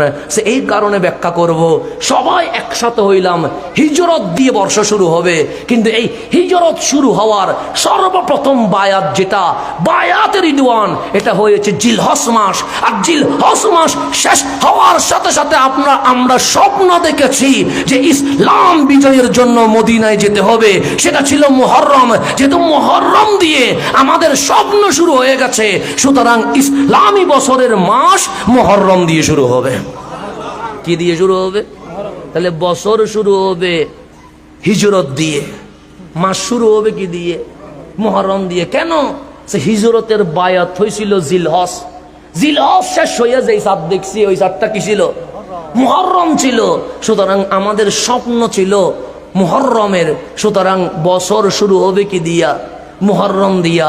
তো এটা বলার কারণে আল্লাহর সাথে, স্বপ্নের সাথে মিলে গেছে। কেন? আল্লাহ দুনিয়া শুরু করলেন মুহররম দিয়া, আল্লাহ দুনিয়া শেষ করবেন মুহররম দিয়া। সুতরাং ইসলামী বর্ষ শুরু হয়েছে কি দিয়া? হিজরত দিয়া। বর্ষ শুরু হয়েছে হিজরত দিয়া, মাস শুরু হয়েছে কি দিয়া? মুহররম দিয়ে। এখানে অনেক কথা আছে, সব কথা বলতে গেলে আপনি আমি রাত 3টা বেজে যাবে, কিন্তু মাহফিল থেকে চলে যাওয়ার কোনো সুযোগ নাই। তো আল্লাহ পাক কোরআনে বলছেন ইন্না ইদ্দাতাশ শুহুর ইনদাল্লাহ ইসনা আশারা শাহরান ফি কিতাবিল্লাহ ইয়াউমা খালাকাস সামাওয়াতি ওয়াল আরদ। আমি আল্লাহ আসমান আর জমিন যেদিন সৃষ্টি করেছি সেদিন থেকে আমি আল্লাহর বিধানে, আমি আল্লাহর গণনায় মাস হচ্ছে 12 মাস। মাস কয় মাস? 12 মাস। 12 মাস এগুলো বানাইছে কে? মুহররম বানাইছে কে? সফর বানাইছে কে? রবিউল আউয়াল বানাইছে কে? কারণ আল্লাহ বললে আমার গণনায়, আমার দৃষ্টিতে, আমার লিখনিতে যেদিন থেকে আসমান জমিন সৃষ্টি করছি সেখান থেকে এই কোন পর্যন্ত আল্লাহর গণনায় মাস হইতে কয়টা? 12টা। তাহলে মুহররম আগেও ছিল কি ছিল না? ছিল। সফর আগেও ছিল কি ছিল না? তো 12 মাস ছিল, কিন্তু কোত্থেকে শুরু হবে, কোত্থেকে শেষ হবে এটা ছিল না। এটা যিনি করেছেন ওনার নাম ফারুকে আজম, আর যারা রায় দিয়েছেন ওনাদের নাম উসমান ও জুন্নুরাইন মাওলা আলী। তারপর আল্লাহ বলছেন মিনহা আরবাআতুন হুরুম, তোর মধ্যে সবচেয়ে সম্মানিত মাস কয়টা? 4টা। এটা বসলে কে? আল্লাহ। তা আমার রসুল বলছেন, বুখারী শরীফের হাদিস, কামলিওয়ালা বলছেন ইন্না জামানা কাদ ইস্তাদারা কাহাইয়াতিহি ইয়াওমা খালাকাল্লাহুস সামাওয়াতি ওয়াল আরদ। যেদিন থেকে আসমান জমিন শুরু হয়েছে সেদিন থেকে আজ পর্যন্ত আমার আল্লাহ এই জামানাকে কয় মাসে ভাগ করেছেন? 12 মাসে ভাগ করেছেন। আসসানাতু ইসনা আশারা শাহরান, বছর হয় কয় মাসে? 12 মাসে। তাহলে মুহররম, সফর, রবিউল আউয়াল, রবিউস সানি, জামাদিউল আউয়াল, জামাদিউস সানি, রজব, শাবান, রমজান, শাওয়াল, জিলকদ, জিলহজ, কয় মাস হইল? 12 মাস। তাহলে বছর হয় কয় মাসে? 12 মাসে। আরবাআতুন হুরুম, তার মধ্যে 4 মাস হচ্ছে সম্মানিত মাস। ওই মাসগুলো কি? সালাসু মুতাওয়ালিয়াত, 3 মাস হচ্ছে ধারাবাহিক। জুলকাদা, জুলহজ, তারপর মুহররম, আরেকটার নাম হচ্ছে রজব। এখন 4 মাস কি সম্মানিত। এই মুহররম মাস এটা কি সম্মানিত। এরপর রজব এটা কি সম্মানিত। জিলকদ, জিলহজ এটা কি সম্মানিত। আল্লাহ এই 4 মাসকে সম্মানিত বানায়া ওই মাসগুলোতে যুদ্ধ করা, হানাহানি করা, মারামারি করা আমার মাওলা হারাম ঘোষণা করে দিয়েছে। এখন হিজরি নববর্ষ কেন দরকার? আল্লাহ বলছেন ওয়াজআলনাল লাইলা ওয়ান নাহারা আয়াতাইন, আমি আল্লাহ দিন আর রাতকে নিদর্শন হিসেবে বানাইছি। কি হিসেবে? নিদর্শন। তার উপর বলছে ফামাহাউনা আয়াতাল লাইল, রাতের নিদর্শনকে মুছে দিয়েছি। রাত অন্ধকার না আলোকিত? অন্ধকার। অন্ধকার মানে কি হয়ে গেছে? মুছা হয়ে গেছে। আর দিনকে, দিনের নিদর্শনকে আলোকিত করে দিয়েছি, রাতের নিদর্শন অন্ধকার করে দিয়েছি, দিনের নিদর্শন আলোকিত করে দিয়েছি। কেন? লিতাবতাগু ফাদলাম মির রাব্বিকুম, যাতে তোমরা তোমাদের রবের যে দয়া অনুগ্রহ আছে এটা যেন অর্জন করতে পারো। দিনের আলোতে গুনাহ করলে রাতের অন্ধকার যেন মাপ চাইতে পারো, রাতের অন্ধকারে গুনাহ করলে দিনের আলোতে যেন মাপ চাইতে পারো। আল্লাহ বলে দিনকে আলোকিত করেছি, রাতকে কি করেছি? অন্ধকার করেছি। কেন? দিনে গুনাহ করলে রাতে যেন কান্নাকাটি করে মাফ চাইতে পারো, আর রাতের অন্ধকারেও যদি গুনাহ করো দিনে যেন তুমি কি করতে পারো? মাফ চাইতে পারো। ওয়ালিতা'লামু আদাদাস সিনিন ওয়াল হিসাব, যেন তোমরা বছর এবং গণনা সংখ্যা এগুলো যেন নির্ধারণ করতে পারো। সেই জন্য আমি দিনের পর রাতকে কি করেছি? সাজিয়ে দিয়েছি। 30 দিনে, 29 দিনে 1 মাস, 12 মাসে কয় বছর? 1 বছর। এখন হিজর সনের বৈশিষ্ট্য কি, তাৎপর্য কি? আপনি যদি হিসাব করেন মুহররম মাস, এটা আপনি যদি হিসাব করেন, মুহররমের রোজা, যেটাকে আমরা কি বলি? আশুরা বলি। আশুরা বলি না আমরা? মুহররমের রোজাকে কি বলি? আশুরা বলি।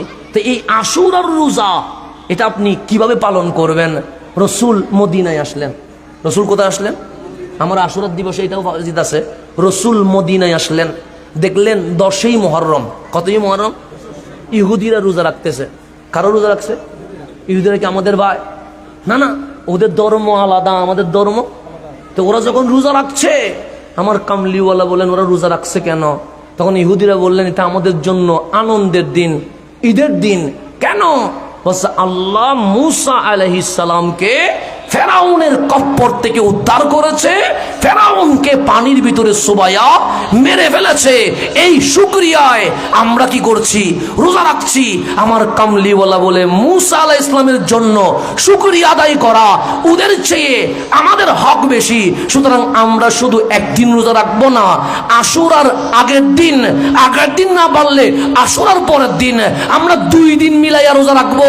একদিন রাখলে ইহুদিদের সাথে মিলে যায়, ইহুদিদের সাথে যেন মিলে না যায় আমি নবী ঘোষণা করছি তোমরা 2 দিন রোজা রেখে প্রমাণ করে দাও মুসা আলাইহিস সালামের জন্য হকদার ইহুদির চেয়ে মুসলমানের হক আরো বেশি হয়ে গেছে। তাহলে রসুল ভালো কাজকে কি করতেন? প্রাধান্য দিতেন। বন্ধ করে দেন বলছে যে ইহুদিরা করে বন্ধ করে দাও, না না, তোমরা সেদিনও রাখবা, কিন্তু শুধু একদিন রাখবা না, হয়তো আবার 9 তারিখ রাখবা, 9 তারিখ 12 নয় 11 তারিখ রাখবা, যাতে করে তোমাদের আমল আর ইহুদির আমল যেন কিনা হয়ে যায়, মিলে না যায়, মিলে না যায়। সেই জন্য আমরা সোনার বাংলাদেশে দেখতে পাই জিলহজ মাসের 18 তারিখ ঈদে গদিরে হোম করে। আরে ঈদে গদিরে হোম করলে এটা নিয়ে আমরা যুদ্ধ করি নাই, কিন্তু একটা জিনিস মনে রাখবেন, মাওলা আলীর বেলায়ত এটা বড় আনন্দের, মাওলা আলীর বেলায়ত এটা বড় উৎসবের, কিন্তু আমরা ঈদে গদির বলতে পারবো না। কেন? যেটা শিয়ারা করে এটা কখনো সুন্নিরা করতে পারে না। শিয়াদের সাথে সুন্নি কখনো মিলতে পারে তো তুমি শিয়াদের শব্দ দান নিচ্ছ কেন? শিয়াদের শব্দ তুমি কেন দান নিবা? তুমি তো শিয়া না, তো এটা তো শিয়ারা করছে, তো তুমি কেন ঈদ বলে শিয়া হওয়ার জন্য বসে গেছো? মাওলা আলী তো শিয়াদের নয়, মাওলা আলী তো সুন্নিদের। তো তুমি ঈদ বানাইয়া কি বলতে চাচ্ছ? যেটা কোনোদিন কোন আহলে সুন্নাত ওয়াল জামাতের আলেমে ঈদ বলে নাই। হাদিসে গদির এটা কোনো সন্দেহ নাই, হাদিসে গদির হক 100 বার আমাদের মাথার উপরে, মাওলা আলীর বেলায়ত হক 100 বার আমাদের মাথার উপরে। কিন্তু ঈদ বলে আপনি যখন শিয়াদের সাথে মিলে যাবেন, এটা মাথার উপর নেওয়ার আর কোনো সুযোগ নেই। তা আমাদের সবসময় বিপরীত হইতে হবে। কি হইতে হবে? আমার রসুল চাইলে বলতে পারতেন ইহুদিরা রোজা রাখে, তুমিও একদিন কি রাখো, রোজা রাখো না, বসে আশুরাতে রোজা রাখবো, নিষেধ করি নাই। তবে আগের দিন একদিন, সেদিন না পারলে পরের দিন একদিন মিলাইয়া রাখবা, যেন ইহুদিদের সাথে তোমাদের মিলে না যায়। সেই কারণে আমরা আহলে সুন্নাত ওয়াল জামাত এমন কোন আমল করতে পারবো না যেটা খারেজিদের সাথে শিয়াদের সাথে মিলে যায়। এরকম আমল কখনো সুন্নিরা করতে পারে না। এগুলা থেকে বেঁচে থাকার দরকার আছে না নাই? আছে, মনে রাখবেন। বাতিলের সাথে মিলে যায় এমন কোন আমল আমরা করতে পারবো না। অন্য অনেক নাম আছে, আপনাকে আর খুঁজিবার নাই, শিয়াদেরটা নিতে হবে। আল্লাহ যেন বুঝার তৌফিক নসিব করে। এখন আসেন গভীর মনোযোগ, হিজরি সনের তাৎপর্য কি। আপনি রমজান মাসের পরে কোন মাসের রোজা সবচেয়ে আফজল? আমার নবী বলছে আফদলু সিয়াম বাদা রমজান শাহরুল্লাহিল মুহাররম। রমজানের পরে, মাসের পর যদি উত্তম কোন দিবস থাকে রোজা রাখার জন্য, এটার নাম মুহররম মাস। এখন যদি আপনি বলেন আমি জানুয়ারি দিয়ে চলবো, ফেব্রুয়ারি দিয়ে চলবো, তাহলে এই রোজার ফজিলত কি আপনার কপালে জুটবে? জুটবে না। তারপর আল্লাহর রাসূল বলেন আফদালুস সালাতি বাদাল ফরিদা, ফরজ নামাজের পর সর্বশ্রেষ্ঠ নামাজ হচ্ছে সলাতুল লাইল, রাতের নামাজ। তাহাজ্জুদের নামাজের চেয়ে আর কোনো দামি নামাজ হইতে পারে না। এখন আসেন আপনি আশুরার রোজা কিভাবে পালন করবেন। আমার রসুল বলছেন সিয়ামু ইয়াউমে আশুরা, আশুরার দিন রোজা রাখা। এখন আশুরার দিন কি আপনি কি জানুয়ারিতে খুঁজে পাবেন, ফেব্রুয়ারিতে পাবেন, জুন মাসে পাবেন, জুলাই মাসে পাবেন? তো আশুরার দিন কোথায় পাবেন? মুহররমে পাবেন। তাহলে আপনাকে হিজরি নববর্ষ মানতে হবে, হিজরি মাস মানতে হবে। এর বাহিরে গেলে আপনি ইবাদত খুঁজে পাবেন না। আমার রাসূল সিয়ামু ইয়াউমে আশুরা ইন্নী আহতাসিবু আলাল্লাহ আইয়ুকাফিরাস সানা আল্লাতী ক্বাবালা। তুমি যদি আশুরার দিন রোজা রাখো, আমি নবী মনে করছি, ধারণা করছি, আমি নবী ইচ্ছে পোষণ করছি, আমার আল্লাহ পূর্ববর্তী 1 বছর যা গুনাহ তুমি করেছো সমস্ত গুনাহ আশুরার রোজার কারণে তোমাকে মাফ করে দিয়ে দিবে। তাহলে আপনি এভাবে করে যদি দেখেন রাসূল পাকের মিলাদ, সেটাও আপনি যদি ধরতে চান, আপনাকে হিজরি বর্ষের রবিউল আউয়াল মাস ধরতে হবে। আপনি এপ্রিল মাস বললে হবে না, মে মাস বললে হবে না, জুন মাস বললে হবে না। যেমন রাসূল করিম সাল্লাল্লাহু আলাইহি ওয়াসাল্লাম সোমবারে রোজা রাখতেন। সবাই বললেন ইয়া রাসূল আন সাওমি ইয়ৌমিল ইসনাইন কামলিওয়ালা, আপনি সোমবারে রোজা রাখেন কেন? আমার রসুল বলেন জাকা ইয়ৌমুন উলিদতু ফীহি, সেদিন আমি নবী শুভ বেলাদত মিলাদ করেছি। ওয়া ইয়ৌমুন ইউবআসু, সেদিন আমার উপর কোরআন নাজিল হয়েছে। ওয়া উনজিল আলাইয়া ফীহি, সেদিন আমার উপর কোরআন নাজিল হয়েছে। তাহলে সোমবারে এক কথায় 12ই রবিউল আউয়ালে নবীর মিলাদ, 12ই রবিউল আউয়ালে নবীর কোরআন নাজিল হওয়া, 12ই রবিউল আউয়ালে আমার নবীর হিজরত হওয়া। সেই জন্য ইসলামিক ক্যালেন্ডারে বর্ষ শুরু হয় হিজরত দিয়া। কেন? হিজরত নিলেই সমস্ত কিছু প্রবেশ করে, এটা বাদ দিলে আর কিছু খুঁজে পাওয়া যাবে না। তাহলে আপনি মিলাদুন নবী হিসাব করবেন, তাও আপনাকে মাস লাগবে জুন জুলাই নয়, বৈশাখ মাস নয়, লাগবে রবিউল আউয়াল। রজবের ফজিলত এটাও ধরতে গেলে আরবি মাস লাগবে, এটাকে বাদ দেওয়ার কোনো সুযোগ নাই। সেজন্য হযরতে আনাস রাদিয়াল্লাহু তাআলা বলছেন কানা রাসূলুল্লাহ সাল্লাল্লাহু আলাইহি ওয়াসাল্লাম ইজা দাখালা রজব, যখন রজব মাস প্রবেশ করত তখন আমার রাসূল সবসময় দোয়া করতেন আল্লাহুম্মা বারিক লানা ফি রজব ওয়া শাবান, মালিক রজব আর শাবান মাসে কি দাও? বরকত দাও। ওয়া বাল্লিগনা রমজান, আমাদেরকে রজব আর শাবান দিয়া রমজান পর্যন্ত পৌঁছাইয়া দিয়া দাও। মানে রমজানের আগে আমাদেরকে মরণ দিও না, আমাদেরকে রোজার ফজিলত, নিয়ামত, রহমত, নাজাত, মাগফিরাত এগুলো সবগুলো কি করো দাও। এখন বলেন রমজান মাসের ফজিলত এটা কি জানুয়ারি মাসে পাওয়া যাবে? তাহলে আপনাকে রমজান মানতে হবে কি হবে না? হবে। তাহলে হিজরি নববর্ষ বাদ দেওয়ার কোনো সুযোগ আছে? হিজরি বর্ষ মানতে গেলে বর্ষ হয় কি দিয়া? মাস দিয়া। তাহলে ফজিলত যদি মানতে হয় মুহররম লাগবে, রজব লাগবে, শাবান লাগবে। শাবানের রোজা যেমন আমার রসুল বলছেন,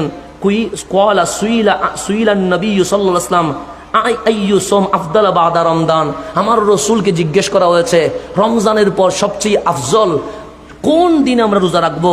আমার রসুল বলেন শাবানুল তাজিম রমজান, শাবান মাসে রোজা রাখবা। কেন? স্যার রমজানের সম্মানে, কারণ রমজানের তাজিম পাওয়া যায় কোন মাসে? শাবান মাসে।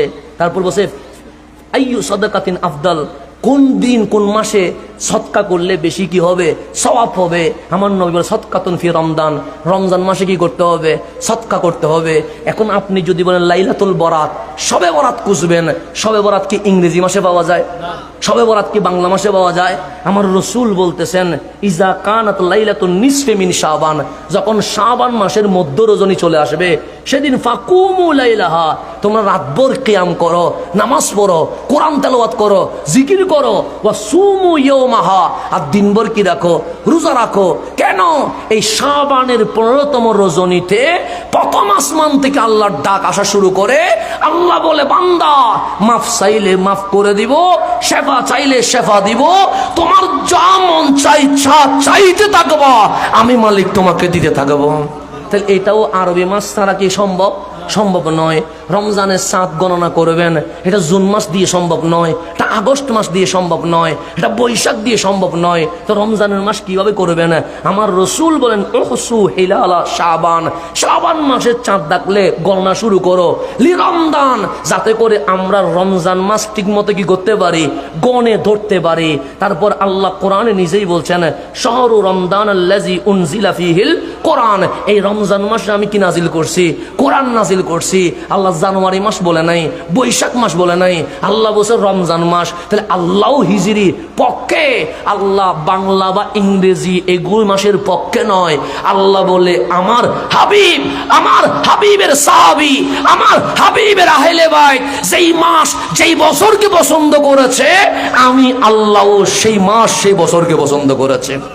সেই কারণে আল্লাহ বলছেন ফামান শাহিদা মিনকুমুশ শাহরা, যে এই মাসটাকে খুঁজে বাবা, কোন মাসকে? রমজান মাসকে, ফালিয়া সুমহু, সেই যেন কি রাখে? রোজা রাখে। তা আপনি জানুয়ারি মাসে রাখলে হবে? সফর মাসে রাখলে হবে না? রমজান মাসে রাখতে হবে। তাহলে এখানে আরবি মাস লাগবে কি লাগবে না? লাগবে। হজ লাগবে, আরবি মাস লাগবে। ইয়াস আলুনাকা আনিল আহিল্লা, অনেকেই প্রশ্ন করবে নতুন সাত নিয়া, কি নিয়া?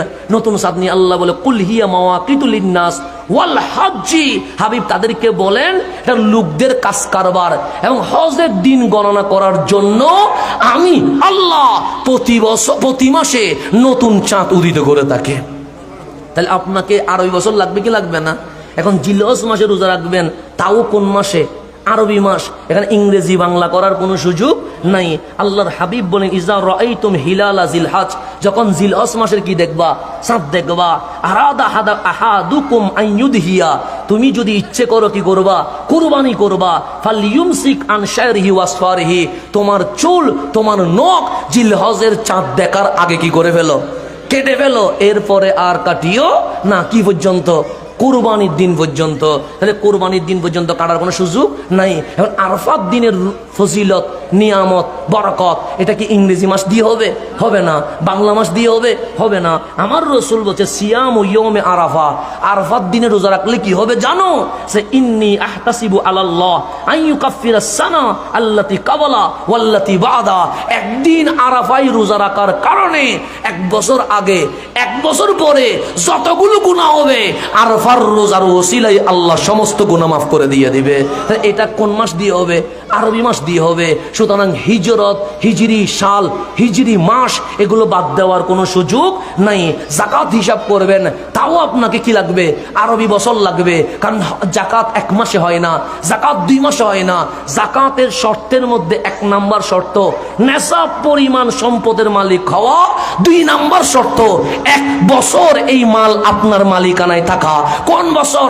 জানুয়ারি থেকে ডিসেম্বর না, না বৈশাখ থেকে চৈত্র না, না মুহররম থেকে জিলহজ, এই 1 বছর যদি আপনার মালিকানায় সম্পদ নেশাব পরিমাণ থাকে, আপনার উপর যাকাত কি হবে? ফরজ হবে। এক কথায় নামাজ, রোজা, হজ, যাকাত, জিকির, তাসবিহ, ইবাদত যা আছে সমস্ত কিছু আমার আল্লাহ হিজরি বর্ষের মাসের সাথে সম্পৃক্ত করে দিয়েছে। এখান থেকে হিজরি আর মাস বাদ দেওয়ার কোনো সুযোগ। কিন্তু আমাদের পহেলা বৈশাখ মনে থাকে, 31 নাইট মনে থাকে, মুহররমের 1 তারিখ যে হিজরি বর্ষ এটা আমাদের মনে থাকে না। মনে আছে? নাই তো নাই। আপনারা মাহফিল করছেন পটিয়াতে, আপনি কুমিল্লায় যে জিজ্ঞেস করেন দেখবেন ওরা বলতেও পারবে না। রাজশাহী যে জিজ্ঞেস করেন দেখবেন তাদের মনেও নাই। আপনি বরিশাল গিয়ে জিজ্ঞেস করেন দেখবেন আজ যে হিজরি বর্ষের প্রথম দিবস, নাতে রসুল করে, কোরআন তেলাওয়াত করে, দোয়া জিকির করে, মিলাদ কিয়াম করে এই নববর্ষ পালন করলে সওয়াব হইতো, এটা অনেক মুসলমানের জানা নাই। আজকে দক্ষিণ সানাহারা গাউসিয়া কমিটি বাংলাদেশকে আমি ধন্যবাদ জানাচ্ছি। কেন? অসুস্থ সংস্কৃতি আজ আমার ঘরে ঘরে মাদক ঢুকিয়ে দিয়েছে। ঢুকায় না? 31 নাইটের মাধ্যমে আমাদের ঘরের মেয়ের ইজ্জত লুণ্ঠন হয় নাই? হয়েছে তো। আমাদের ছেলেগুলোর চরিত্র নষ্ট হয় নাই? তাহলে 31 নাইট পালনের মাধ্যমে চরিত্র হনন হয়েছে। পহেলা বৈশাখের মাধ্যমে বাংলাদেশ কলঙ্কিত হয়েছে।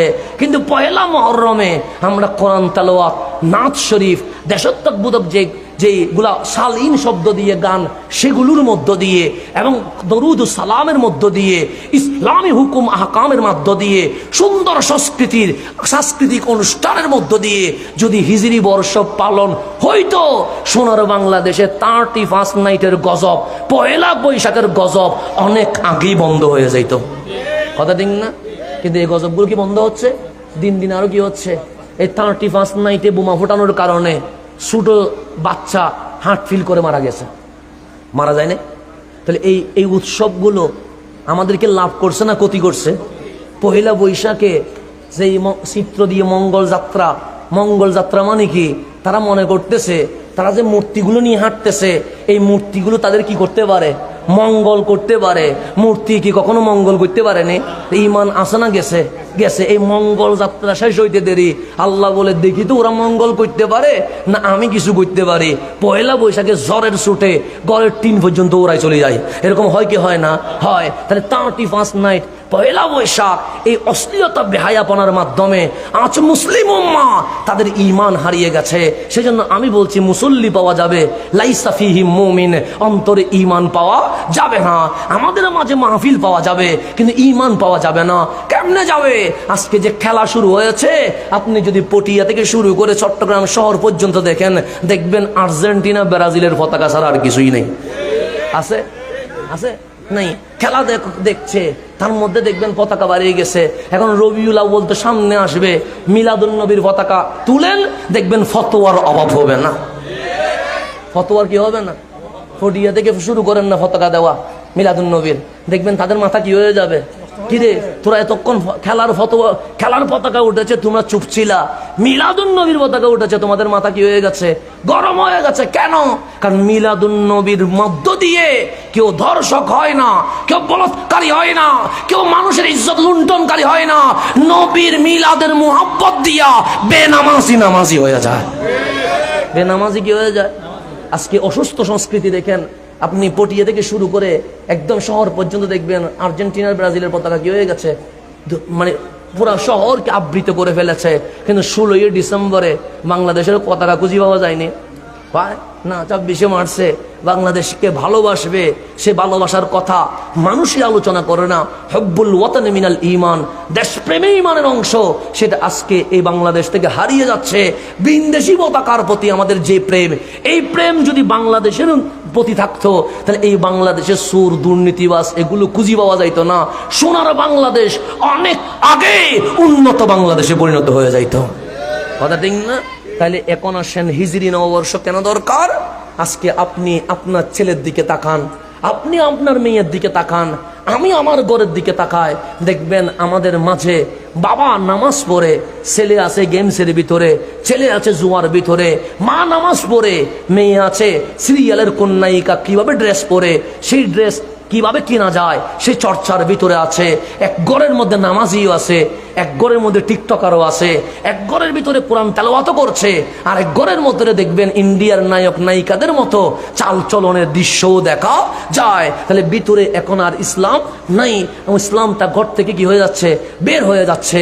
এই অসুস্থ সংস্কৃতিকে বন্ধ করার জন্য 31 নাইট, পহেলা বৈশাখ, এই খেলার নাম দিয়ে বেহায়াপনা, যত উৎসবের নামে বিশৃঙ্খলা আছে, সব কিছু যদি বন্ধ করতে হয়, আপনাকে রবিউল আউয়ালে মিলাদুন নবীর সংস্কৃতি আনতে হবে, আপনাকে মুহররমের 1ম তারিখ হিজরি নববর্ষ পালন করতে হবে, আপনাকে 10ই মুহররম আশুরা কারবালা করতে হবে, আপনাকে শবে বরাতের রাতে ইবাদত হালুয়া রুটির সংস্কৃতি জারি করতে হবে, আপনাকে লাইলাতুল কদরে একসাথে সেহরির আয়োজন করতে হবে, আপনাকে ঈদুল ফিতর, ঈদুল আদহাতে আত্মীয় স্বজনের ঘরে গিয়ে যে সংস্কৃতি আগে ছিল সেই সংস্কৃতি জারি করলে সুস্থ সংস্কৃতি জেগে উঠবে, অসুস্থ সংস্কৃতি মরে যাবে।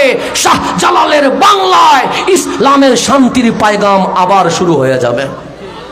কিন্তু যদি হিজরি নববর্ষ বাদ দেন, 31 নাইট কি থাকবে, জাগ্রত থাকবে। পয়লা বৈশাখ কি থাকবে, তখন দেখবেন আমার মেয়ে আপনার মেয়ে ধর্ষিতা হবে, আমার ছেলে আপনার ছেলে চরিত্র হনন হবে, সারা বাংলাদেশে গজব আসা শুরু করবে। সেই কারণে আজ পহেলাই মুহররমে হিজরি নববর্ষের 1ম দিবসে আসুন আমরা সুস্থ সংস্কৃতির দিকে ফিরে যাই। অসুস্থ সংস্কৃতি কি করে দিই, বন্ধ করে দিই। যদি বলেন সিরিয়াল বন্ধ করতে হবে, যদি বলেন কার্টুন বন্ধ করতে হবে, যদি বলেন গেমস বন্ধ করতে হবে, তাহলে ইসলাম আমাকে যে সংস্কৃতি চালু করতে বলেছে সেই সংস্কৃতি আমাকে চালু করতে হবে। সেই সংস্কৃতির অন্যতম সংস্কৃতি হচ্ছে হিজরি নববর্ষ। আল্লাহ যেন সেটা দুমদাম করে পালন করার তৌফিক নসিব করে, আমিন। ওয়া আখিরু দাওয়ানা আনিল হামদুলিল্লাহি রাব্বিল আলামিন। আসসালামু আলাইকুম ওয়া রাহমাতুল্লাহি ওয়া বারাকাতুহু।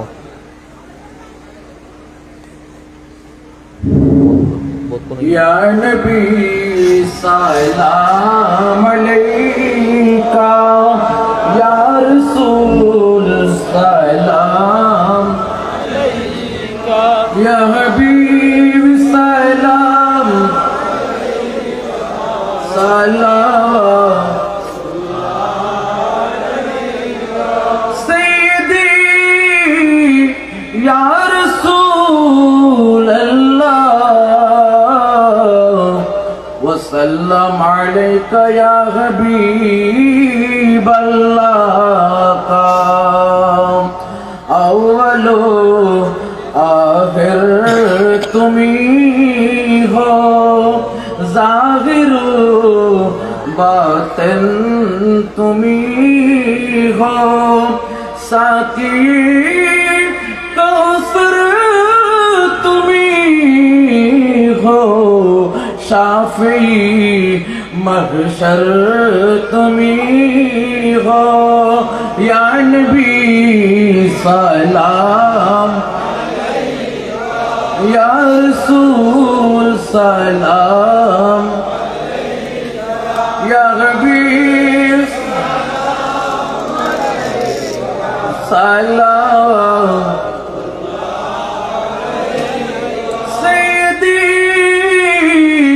या रसूल अल्लाह, आका या हबीब अल्लाह।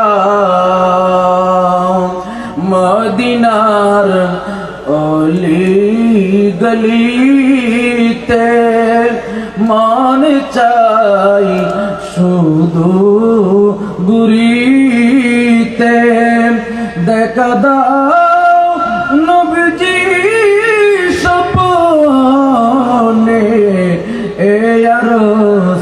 আপনার চরণে, ইয়া নবী সালাম ইয়া রাসূল সালাম, ইয়া হাবিব সালাম। महर सिर की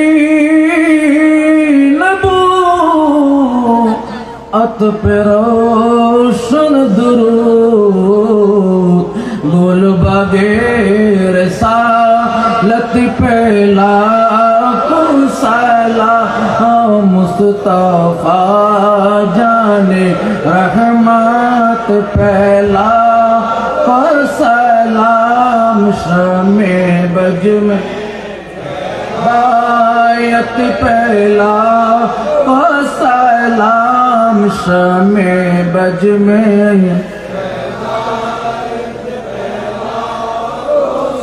दो से आज़म इमाम तका वलनों का दो से आज़म इमाम तका वलनों का जलवाए शाने कुदरत पहला सलाम मुस्तफा जाने रहमत सलाम शमे बज में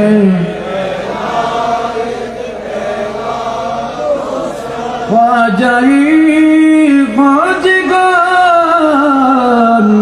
ख्वाजगिरी बिलिवास सौरभी श्रीकुटी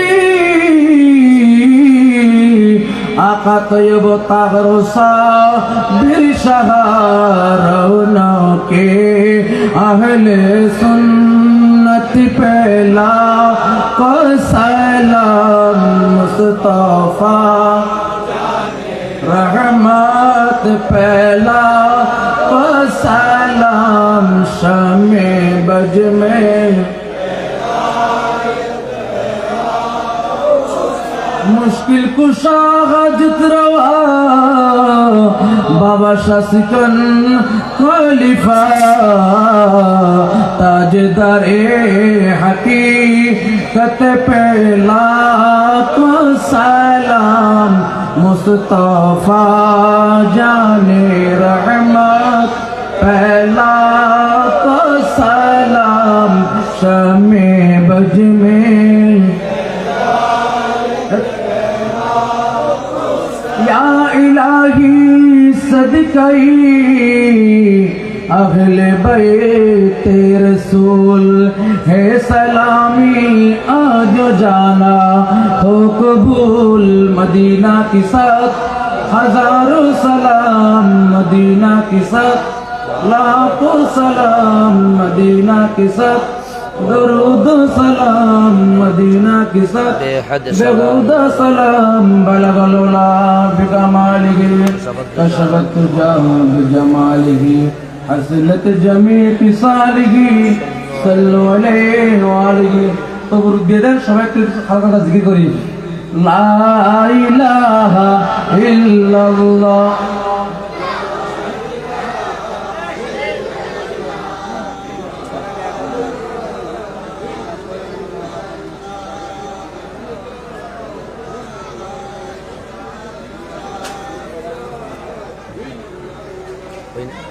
আলহামদুলিল্লাহ সুম্মা আলহামদুলিল্লাহ। দক্ষিণ সন্ধারা গাউসিয়া কমিটি বাংলাদেশের উদ্যোগে সন্ধারা এলাকাবাসীর সহযোগিতায় প্রবাসী ভাইদের সহযোগিতায় 10 দিনব্যাপী শুহদায়ে কারবালা মাহফিলের প্রথম দিন আমরা অত্যন্ত সুন্দরভাবে শেষ পর্যায়ে চলে এসেছি। সম্মানিত উপস্থিতি, আমাদের মাঝে এসে উপস্থিত হয়েছেন বিশিষ্ট প্রবাসী ব্যক্তিত্ব জনাব মোহাম্মদ জাকারিয়া কবির, ওনাকে আমরা স্বাগতম জানাচ্ছি। আমরা আজকে এই শুহদায়ে কারবালা মাহফিলের আগামীকাল দ্বিতীয় দিবসে প্রধান আলোচক হিসেবে উপস্থিত থাকবেন প্রখ্যাত আলেমে দ্বীন, তরুণ ওয়াইএস, জামিয়া আহমদিয়া সুন্নি আলিয়ার সম্মানিত প্রভাষক জনাব মাওলানা মোহাম্মদ জৈনুল আবেদিন কাদেরী, এবং আরও উপস্থিত আরও তাকরীর পেশ করবেন মাওলানা মোহাম্মদ রবিউল হোসেন কাদেরী। ইনশাআল্লাহ তাআলা আগামীকালও যথাসময়ে, আজকে যেহেতু প্রথম দিন ছিল আমাদের একটু শিডিউল মেনটেনটা একটু এদিক এদিক হয়েছে, আমরা চেষ্টা করব যথাসময়ে শিডিউল এখানে দেওয়া আছে আপনাদের হাতে হাতে গেছে, আমরা যথাসময়ে মাহফিল শুরু করব এবং যথাসময়ে মাহফিল শেষ করব ইনশাআল্লাহ। এক্ষেত্রে আমাদের এলাকাবাসী সর্বস্তরের সকলের আমরা সহযোগিতা কামনা করছি। যেহেতু 10 দিন ব্যাপী মাহফিল, এই মাহফিল আমরা যথাসময়ে শিডিউল অনুযায়ী শুরু এবং শেষ করতে চাই। এই পর্যায়ে আপনাদের সম্মুখে সমাপনী বক্তব্য নিয়ে আসছেন আজকের মাহফিলের সম্মানিত সভাপতি, গাউসিয়া কমিটি বাংলাদেশ দক্ষিণ সান্থারওয়াজ শাখার সম্মানিত সহসভাপতি, বিশিষ্ট ব্যবসায়ী জনাব আলহাজ মোহাম্মদ নাজিম উদ্দিন। আসসালামু আলাইকুম ওয়া রাহমাতুল্লাহি ওয়া বারাকাতুহু। আহলে বাইত রাসূল সাল্লাল্লাহু আলাইহি ওয়াসাল্লামের স্মরণে সহদায় কারবালার মাহফিলের আজকে যে সমস্ত আলোচনা হয়েছে সবাই আশা করি শুনতে পারছেন। আপনারা সবাই প্রতিদিন আসবেন, প্রতিদিন এসে মাহফিলের সৌন্দর্য রক্ষা করবেন।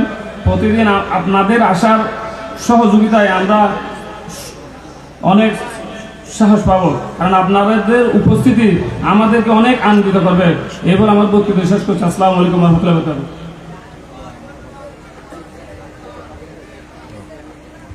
সম্মানিত উপস্থিতি, আমাদের শেষাবর্তী রয়েছে